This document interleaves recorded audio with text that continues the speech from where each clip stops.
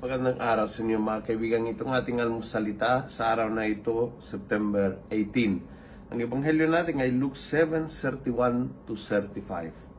Sabi ni Jesus, "What comparison can I use for the people? What are they like?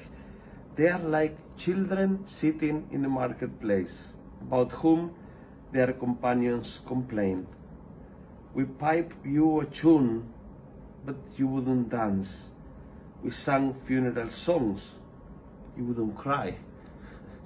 Parang may mga tao na talagang parang bata, pero not in the good sense.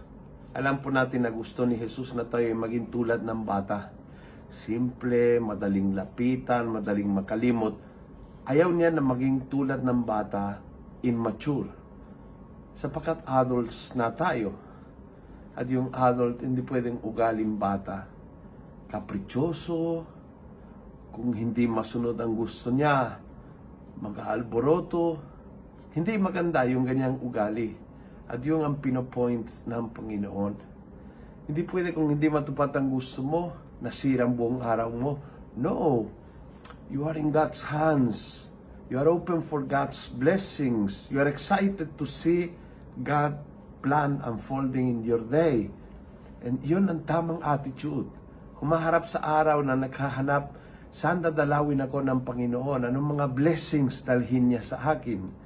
Ano pa magiging direksyon at bendisyon na binigay ng Diyos sa araw na ito? Yun ang attitude, hindi yung, ay naku, pag-traffic, ang sama ng loob.